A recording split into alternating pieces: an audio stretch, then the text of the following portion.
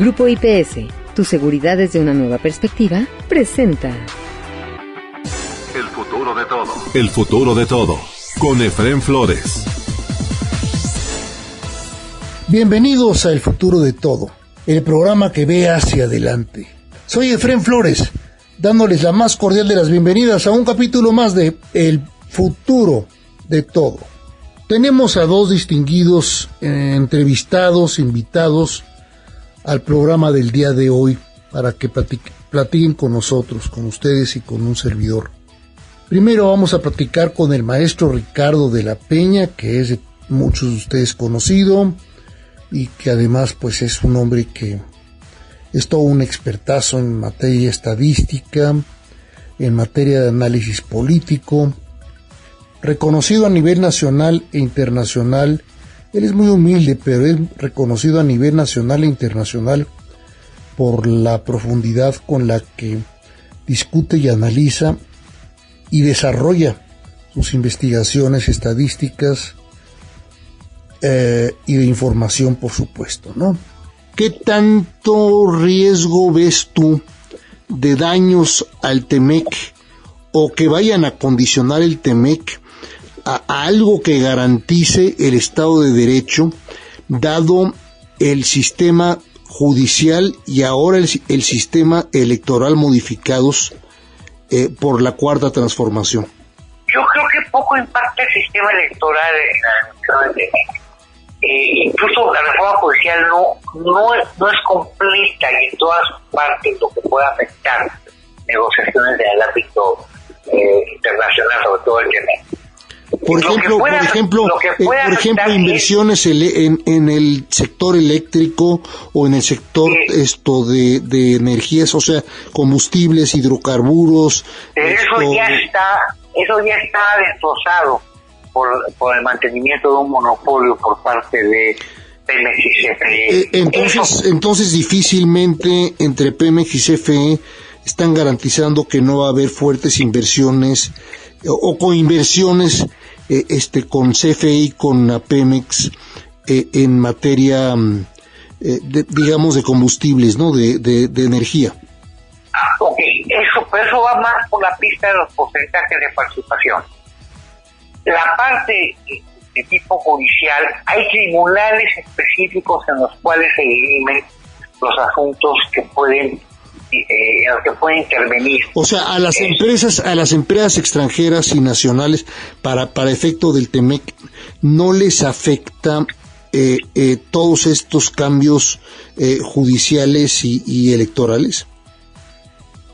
A ver, es intrascendente al gobierno de Estados Unidos y a las empresas que invierten quién y cómo lleva a cabo los juicios civiles o los juicios de carácter de la vida cotidiana de los mexicanos. Lo que les importa es el ámbito mercantil y particularmente así es y particularmente aquello que puede afectar las decisiones sobre inversión. Entonces, esa parte es la que pueden cuestionar y la que pueden pelear, no toda la reforma judicial, no. Hay cosas que les tienen sin cuidado. Si hay un juez... No, lo que afecte las decisiones que involucran al TEMEC. Exactamente. Entonces podemos ver una ruptura de la uniformidad de la reforma judicial y la separación de esa parte que afecta el asunto de inversión. Entonces ¿sí? va a haber una aplicación de la ley para los ciudadanos y otra aplicación para el caso mercantil del TEMEC. En todo caso, si se da la modificación, no va a ser para el juicio sobre pago de pensión alimentaria entre un varón y sus hijos. No es eso lo que les preocupa.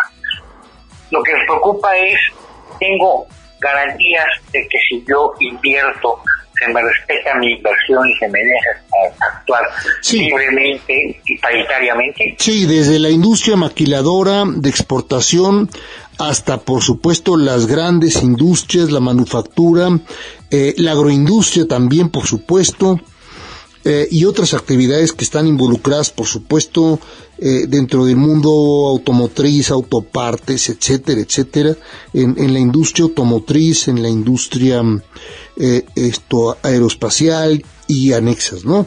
Bueno, entonces, lo que puede resultar de la reforma judicial es la creación de un sistema de 3 pistas.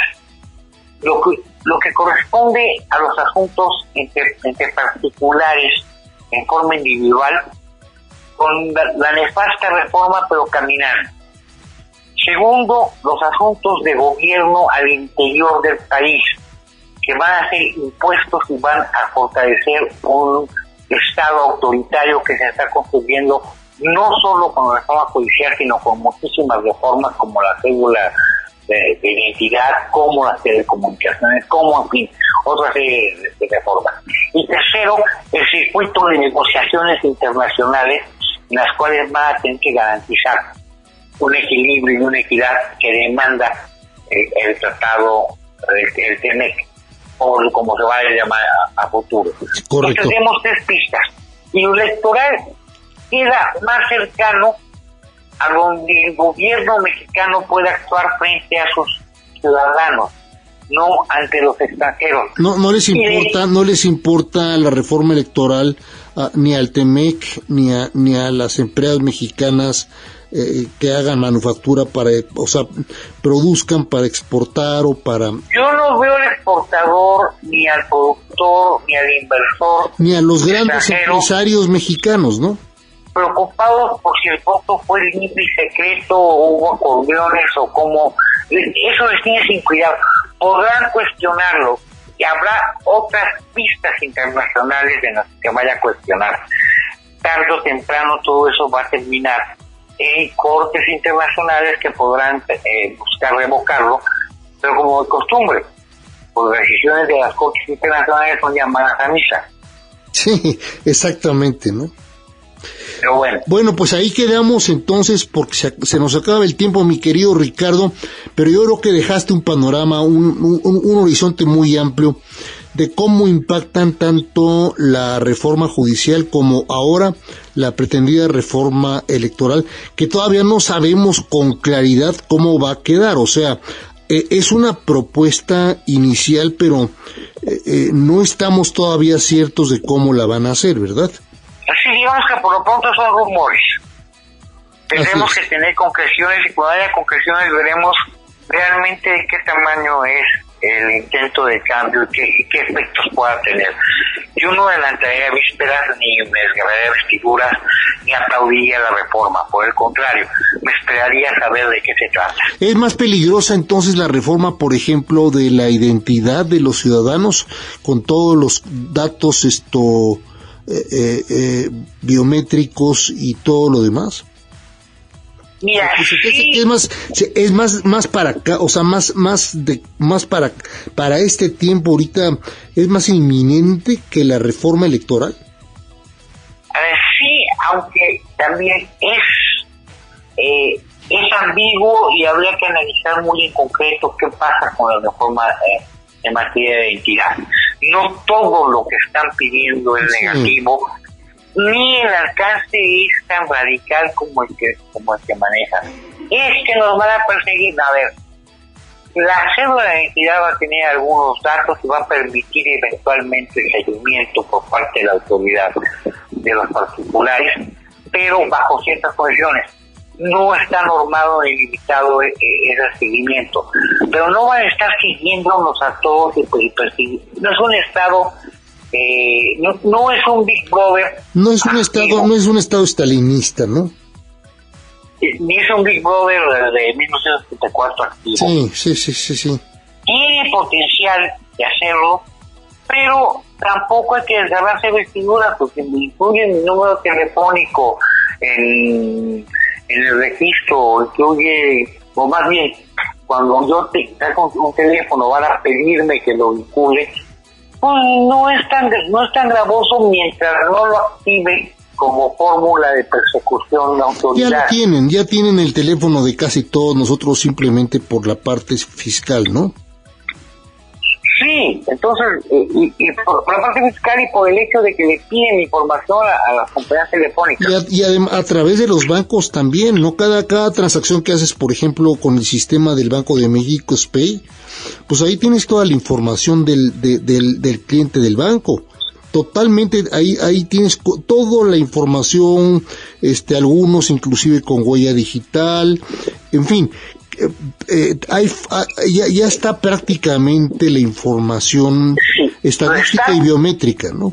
Lo están consolidando simplemente y además están debilitando el sistema de identificación vía credencial del elector, lo cual es parte de hacer menos poderoso el aparato electoral frente al aparato gubernamental.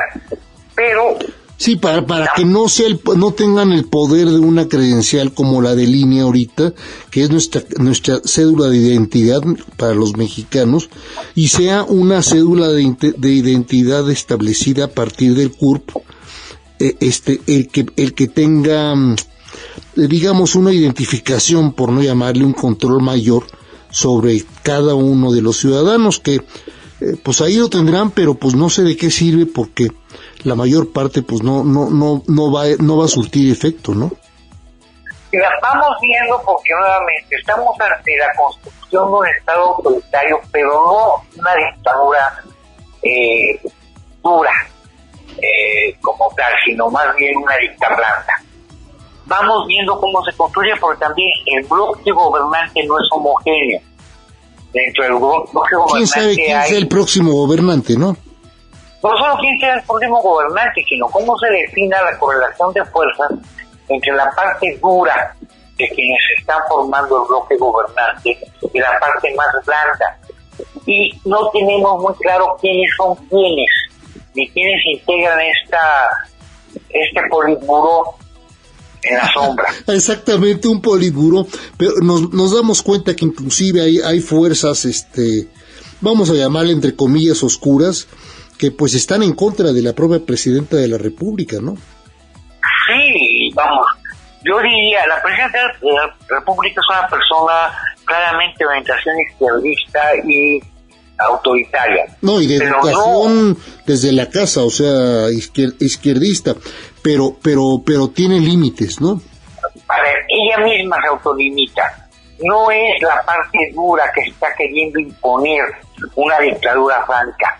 Hay actores dentro de este bloque gobernante que sí están impulsando mecanismos que puedan ser mucho más de carácter dictatorial, no encabezados por la gobernante. Así es. La gobernante está en ese punto medio donde aprueba el autoritarismo, pero limitado. No, y además tiene que jugar con todos las fuerzas de poder fácticas, como pueden ser los empresarios, como puede ser el gobierno de los Estados Unidos, y sobre todo con este gobierno, y otras fuerzas fácticas que por supuesto mandatan de alguna forma en nuestro país, ¿no? Como también son las Fuerzas Armadas, ¿no? Las Fuerzas Armadas, un grupo de empresarios que están involucrados en estructura de poder en el mando, el bloque de quienes quedaron del anterior gobierno, que no están alineados a la toma de decisiones de la presidenta, los poderes que se han constituido en el seno de las cámaras de diputados y senadores, lo que será ahora el poder judicial, en fin, es algo mucho más complejo que hablar de es que ya la presidenta tiene todo el poder. No tiene todo el poder. No, y es clarísimo, hasta dentro de Morena no tiene todo el poder. No, y es un bloque complicado que puede fracturarse en algún momento. Así es. Pero ya platicaremos de eso en la próxima ocasión, porque se nos acaba el tiempo, mi querido Ricardo. Pues estaremos platicando, mi querido maestro. Agradezco mucho el tiempo y el espacio, y estamos en comunicación. Así es, no nos dejes, no nos olvides. Te mandamos un fuerte abrazo. Al contrario, qué gusto estar con usted. Muchas gracias, por supuesto, al maestro Ricardo de la Peña, y que nos deje esto como pues un comentario y una plática que tuvimos con él, para que meditemos qué tan serio, qué tan grave es lo que está ocurriendo y las implicaciones. Por supuesto, esto no se va a quedar en frío ni en vilo en medio de las negociaciones del TEMEC y pues Estados Unidos, como nos dimos cuenta nada más con las tres instituciones financieras, no se chupa el dedo ni está babeando, está perfectamente consciente de lo que está ocurriendo con todas las disposiciones que llevan al país hacia una organización política y del Estado Nacional pues totalitarista, ¿no? Lo que es muy peligroso. Vamos a ver cómo reaccionan los estadounidenses y cómo reaccionamos nosotros mismos, ¿verdad? Pero en fin, aquí dejamos esta conversación y ya sabe usted, 20 segundos y regresamos con ustedes aquí a El Futuro de Todo. ¿Te preocupa tu seguridad o la de tu empresa? ¿Necesitas oficiales de seguridad, protección ejecutiva, monitoreo personal o vehicular? No te preocupes. Con Grupo IPS, empresa mexicana en seguridad privada, tu seguridad desde una nueva perspectiva tiene lo que necesitas. Además, son especialistas en alarmas y seguridad electrónica. GrupoIPSMexico.com. El futuro de todo. El futuro de todo. Con Efrén Flores. Continuamos en El Futuro de Todo. Un servidor, Efrén Flores, les da el más cordial de los saludos. Vamos a platicar totalmente distinto tema con nuestro siguiente invitado. Pues con un hombre de casa ya, ¿verdad? Él es Francisco Suárez Hernández, director de Relaciones Públicas y Relaciones Estratégicas de Grupo FEMSA, y también expresidente del World Environment Center. Este es un puesto muy importante por el medio ambiente, centro del medio ambiente, que es importantísimo a nivel mundial, y ahora es expresidente pues honorario vitalicio del mismo, ¿no? Bienvenido, Pancho, aquí a El Futuro de Todo. Muchas gracias, muy contento de estar contigo y tu público. Es cierto, sí. Perdón que te interrumpa, te dieron un premio, ¿verdad? Correcto, Efrén, de hecho, muchas llegué hace unos... No, gracias, sí. Lo dieron allá en España, ¿verdad? Correcto, en Salamanca, sí, fue en el marco de la cumbre de Empresability, muy contento de recibirlo. ¿Qué es Empresability rápidamente?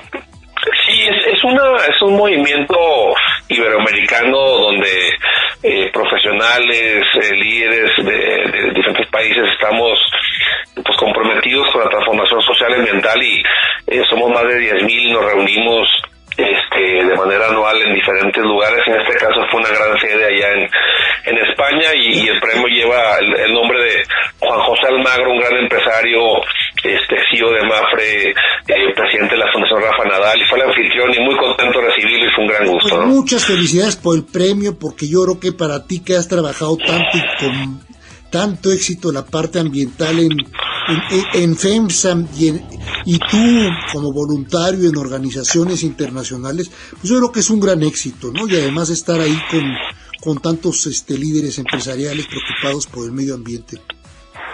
Sí, fue un gran gusto, honor, y la verdad, pues vamos ahí a aprender, a compartir, y la verdad que siempre nos da mucho gusto. Oye, ¿cómo ven a México el resto de los líderes, por ejemplo, ahí de Empresability? Mira, la verdad, y fue una de las pláticas... ¿Ya volvimos a ser país bananero o seguimos siendo un país líder industrial? No, nos ven como en España, como un socio estratégico, que así ha sido por muchos siglos. Tenemos evidentemente una gran oportunidad de hacer mucho más. Tuvimos una plática muy interesante del presidente de la Fundación Iberoamérica, América Latina, y justo nos mostró todas las oportunidades que tenemos, y yo creo que es uno de los canales y puentes que requerimos seguir fortaleciendo. Y no, a tu pregunta, no, hombre, todo lo contrario, nos ven como un gran aliado con mucho potencial para hacer mucho más. ¿Qué nos puedes decir de las discusiones? ¿Qué sacaste de allá? Sí, mira, por un lado, yo lo que te diría que tenemos como te decía, muchos temas en común en gestión empresarial con conciencia y responsabilidad, ¿sí? A mí me da mucho gusto. Yo no conocía a Juan José Almagro. Él fue el que nos dio la primera plática de bienvenida junto con el rector de la Universidad Pontificia de Salamanca, y fue muy anclado en conciencia ambiental, liderazgo ético, colaboración, impacto social, innovación, desarrollo profesional. Entonces, la verdad que a mí me dio mucho gusto. Evidentemente sí existen diferencias importantes de repente en algunas prácticas que se tienen. Yo te diría, van avanzados en algunos temas ambientales y uso de energía renovable, pero en otros, como el tema de voluntariado, como el tema de trabajo de comunidad, tenemos muchas prácticas muy similares, y la verdad que se vuelve muy rico el proceso al compartir. Te decía, fue un foro muy enfocado en estos temas que requerimos fortalecer, y la verdad que me dio mucho gusto que Empresability es el puente para visibilizar lo que tenemos de esfuerzos en común, ¿no? Entonces realmente fue un foro muy positivo. De nuevo, no estamos ciegos a muchos temas complicados en el mundo, sí, pero por otro lado también creemos que justo lo que requerimos, y la receta ahorita, es meterle mucho más a las variables sociales, ambientales, comunidad, gente, lo que nos va a hacer fuertes para navegar cualquier tormenta, ¿no? Oye, se llegó a discutir un tema que es muy, muy atractivo y que me gustó mucho que la presidenta Sheinbaum lo discutiera precisamente, lo fue a presentar allá cuando fue invitada, ¿te acuerdas? Observadora del grupo de los 7, del G7, y habló acerca de la economía de la felicidad, que me gusta mucho el tema porque es un tema que ahora es muy discutido a raíz de que varios ganadores del Premio Nobel de Economía hablaran precisamente de eso, de la economía del bienestar y de la economía de la felicidad, donde ya se incluyen variables distintas al Producto Interno Bruto para conocer la riqueza real per cápita y social de una determinada nación. Y se me hizo muy interesante que la presidenta presentara esto. ¿Llegaron a platicar ustedes de esa economía de la felicidad y digamos del bienestar general de la sociedad que incluye, por supuesto, la parte ambiental? Sí, mira, como tal, así como lo mencionas, no lo presentamos, pero sí vimos algunos índices muy interesantes que tienen que ver con el cruce de felicidad, longevidad, salud, sí. Entonces revisamos ciudades en Italia y otras en el mundo que realmente tienen, pues, desde un nivel de vida y una calidad de vida con menos tráfico, con una dieta muy sana. Algo muy interesante también es su red de amigos. La verdad que el que tú te convivas y tengas una red de amigos, eso también te sube muchísimo tus años de vida.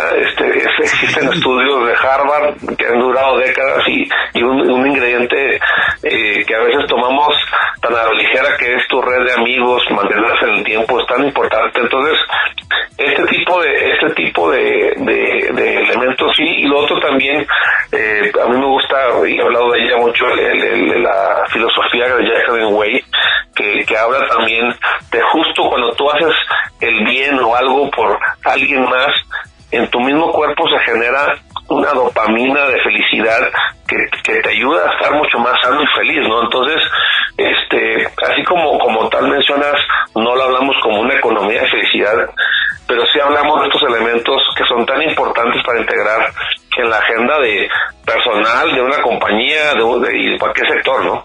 Sí, no, es que eso es parte importantísima de la economía de la felicidad, lo que estás mencionando. Lo que fue a explicar allá la presidenta en el G7 es la forma, o sea, la forma de incluir precisamente esta economía de la felicidad o estas variables como las que estás mencionando tú dentro del Producto Interno Bruto para permitir que sea más completa la medición de lo que es el comportamiento real, digamos, de felicidad y productivo de una sociedad, gracias a todas estas variables, no solamente las variables digamos imputadas dentro del PIB normalmente, ¿no?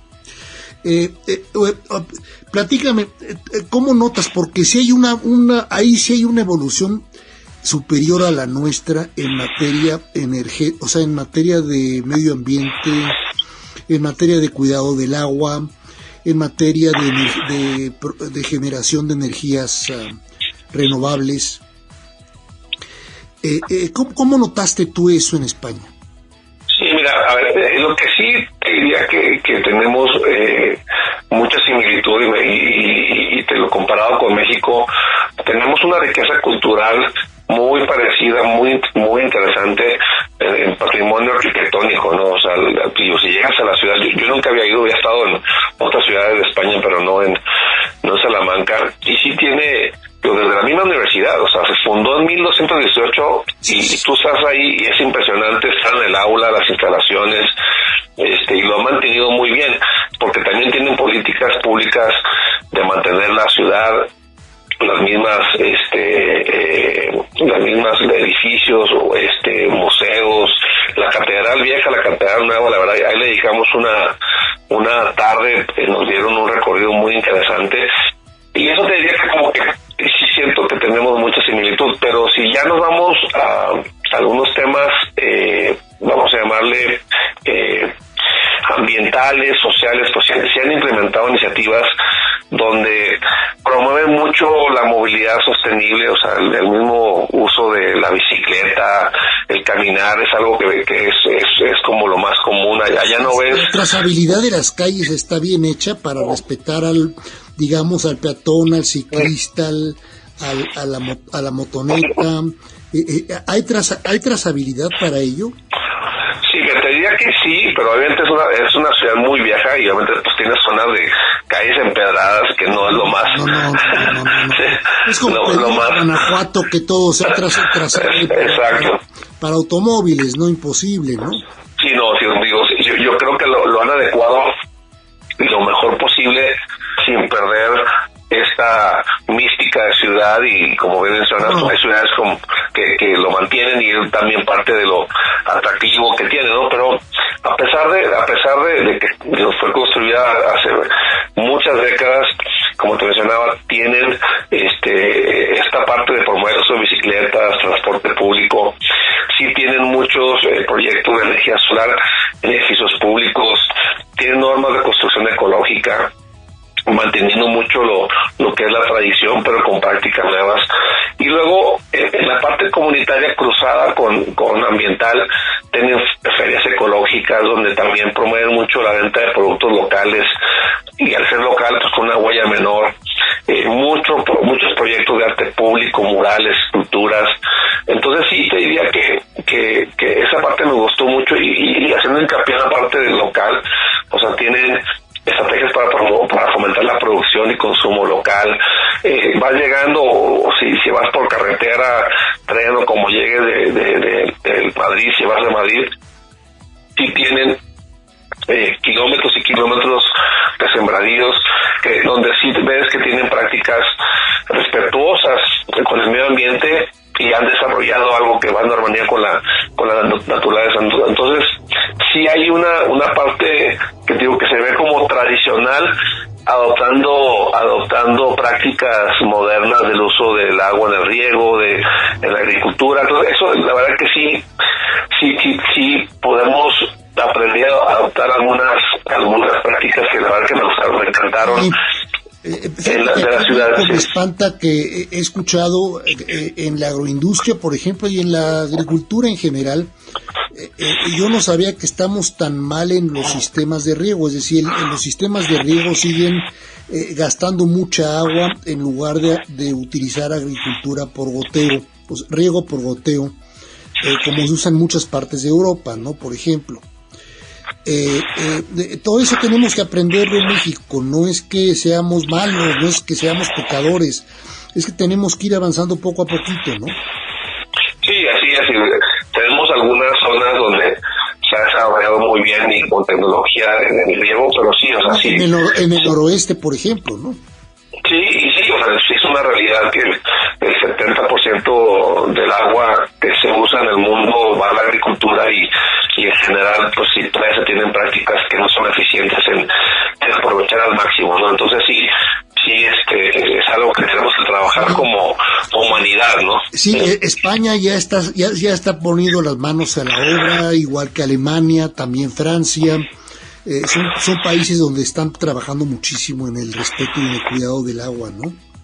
Sí, correcto. Sí. Pero sabes otra cosa de lo que, concluyendo por el tiempo que se nos va, mi querido Francisco, Salamanca, ahorita que mencionabas la universidad fundada en 1200 y pico, no en balde los españoles ese encuentro de dos culturas tan grandiosas, ¿no? Sobre todo la cultura española que no la valoramos todavía hoy en México, es más, la tenemos un poquito devaluada, pero bueno, no me voy a meter en ese tema. El valor de la cultura española, no en balde aquí en México fue la primera universidad de todo el continente. Lo que conocemos como Universidad Nacional Autónoma de México, pues fue la Santa Universidad del Imperio Mexicano, realmente en aquel momento, por supuesto, del Virreinato de la Nueva España, ¿no? Pero fue la primera en todo el continente americano, mi querido Francisco.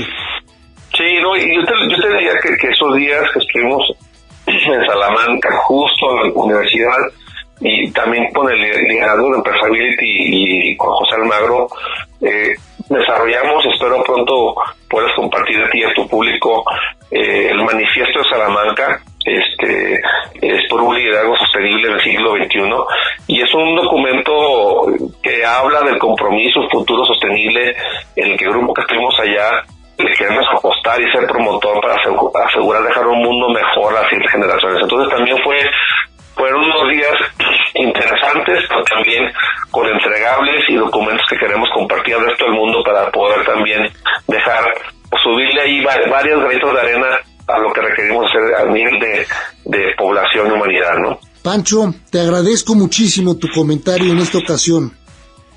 Al contrario, Fred, te mando un fuerte abrazo, que tengas una buena noche y de nuevo por la invitación, mil gracias. Francisco Suárez, director de Asuntos Estratégicos de Grupo FEMSA y por supuesto un ferviente participante por parte de FEMSA y por parte de voluntariados propios personales en grandes organizaciones internacionales y nacionales de defensa de los ecosistemas que son tan importantes y tenemos tan variados en nuestro país, y por supuesto el mundo de la responsabilidad corporativa y la responsabilidad en el cambio frente al cambio climático. Eso es todo por hoy, aquí en México y de cara al mundo del futuro de todo. Un servidor, Efrén Flores, se despide de ustedes esperando contar con su presencia en el próximo de nuestros programas de El futuro de todo. Hasta entonces. Grupo IPS, tu seguridad desde una nueva perspectiva, presentó El futuro de todo. El futuro de todo. Con Efrén Flores.